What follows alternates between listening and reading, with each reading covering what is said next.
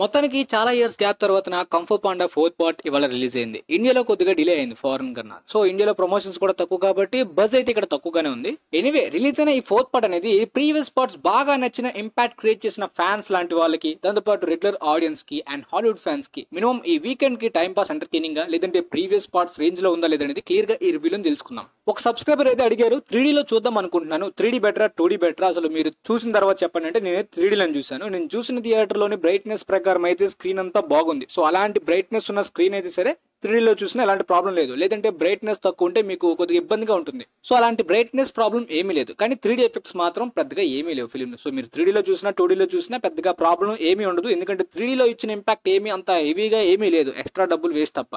నేను లాస్ట్ గా చూసిన బెస్ట్ 3D ఎక్స్పీరియన్స్ అంటే అది Avatar the way of water. So ఇప్పుడైతే మాత్రం ఈ 3D అవసరం లేదు. సో మీరు సింపుల్ గా 2Dకి వెళ్ళిపోవచ్చు. దాంతో పాటు ఈ ఫిలిం ని థియేటర్స్ లో చూసే ఎక్స్పీరియన్స్ ఉందా లేదా ఓటీటీ లో చూడొచ్చా? దీనికి స్పెషల్ గా ముందుగా ఫ్యాన్స్ గురించి మాట్లాడుకుందాం. ముఖ్యంగా ఈ కంఫు పాండా ఫ్రాంచైజ్ లో అయితే మాత్రం విలన్ క్యారెక్టర్స్ లోనే టైలాంగ్ చాలా మందికి ఫేవరెట్ గా ఉంటుంది. ఆ ఇంపాక్ట్ మిగిలిన తర్వాత విలన్స్ కూడా ఒకవేళ మీకు నచ్చినా సరే ఆ ముగ్గురు విలన్స్ కన్నా పవర్ఫుల్ విలన్ ని ఇప్పుడు ఈ పార్ట్ లో చూపించబోతున్నారు కాబట్టి చాలా హెవీ ఇంపాక్ట్ ఉంటుంది అనే హైప్ స్టార్టింగ్ లో కనిపించినప్పటికీ ఆ ప్రెజెంటేషన్ అయితే మిస్ అవుతుంది సినిమాలో. డ్రీమ్ వర్క్ క్యారెక్టర్స్ లోని chameleon one of the powerful villain అనమాట. సో ఆ పవర్ఫుల్ విలన్ కి సంబంధించిన ఎలిమెంట్స్ అయితే మాత్రం సినిమాలో కొన్ని సీన్స్ లో యూజ్ చేసుకున్నారు. ఆ కొన్ని సీన్స్ అయితే మిమ్మల్ని బాగా ఇంప్రెస్ చేస్తుంది. అది ముఖ్యంగా ప్రీ క్లైమాక్స్ అండ్ క్లైమాక్స్ పార్టే. ప్రీవియస్ పార్ట్ లో పో క్యారెక్టర్ కి సంబంధించిన ఎలివేషన్స్ గానీ ప్రెజెంటేషన్స్ గానీ స్టార్టింగ్ నుండి వేరే విధంగా వెళ్తే ఏదో కొత్త దాన్ని నేర్చుకోబోతున్నాడు, కొత్తది అచీవ్ చేయబోతున్నాడు అని చెప్పి ఇందులో ఆ రేంజ్ అయితే పో క్యారెక్టర్ లేదు. ఫన్ ఫ్యాక్టర్ అయితే చాలా better guys. Time pass entertainment కి తగ్గట్టు డైలాగ్స్ అయితే మాత్రం ఫన్నీ వేలో అలా వెళ్తుంది అనమాట. కాకపోతే ఆ అచీవ్మెంట్ అనే మోటివ్ ఏంటి కూడా ప్లాట్ లో ఉండదు. ఫస్ట్ యాక్ట్ కి ఫైనల్ యాక్ట్ కి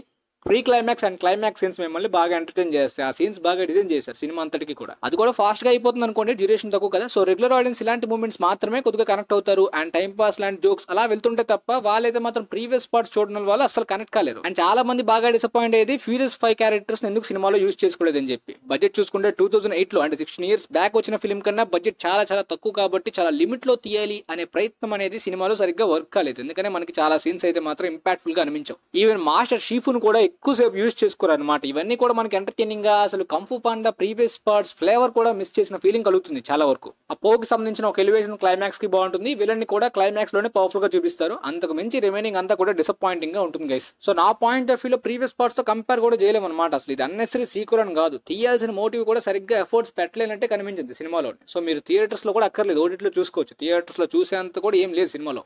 ఫైనల్ కి ఫిలిం నేను రేటింగ్ 6.25/10. యాక్చువల్గా ఇది అన్నెసరీగా చూసాను, చిరాకు తెప్పించింది, అలాంటి ఏ ఫీలింగ్ కూడా రాదు అనమాట. టైం పాస్ గా రిలాక్స్ గా అలా వెళ్ళిపోతుంది. But it doesn't make any sense. Previous parts తో కంపేర్ చేసుకుంటే కొద్దిగా డిసప్పాయింట్ అవుతాం. అందువల్లనే ప్లాట్ లో మ్యాటర్ ని బాగా యూజ్ చేసుకోవచ్చు, బట్ ఎగ్జిక్యూషన్ వరస్ట్ గా ఎగ్జిక్యూట్ చేశారనమాట. మేబీ బడ్జెట్ ప్రాబ్లమ్ ఎందుకు ఇలా చేశారో తెలియదు కానీ అప్కమింగ్ ఇంకొక పార్ట్స్ తీద్దాం అని చెప్పి స్టోరీ కంటిన్యూషన్ చేస్తున్నారు. అందులో బడ్జెట్ ని పెంచుతారేమో కానీ ఓవరాల్ గా ఇది మాత్రం డిసప్పాయింట్ చేస్తుంది కొంతవరకు. సో మీకైతే నా రివ్యూ క్లారిటీగా అర్థమైంది అనుకుంటా. వీలైతే ఈ వీడియో మీ ఫ్రెండ్స్ కి కూడా షేర్ చేయండి. And thanks for watching.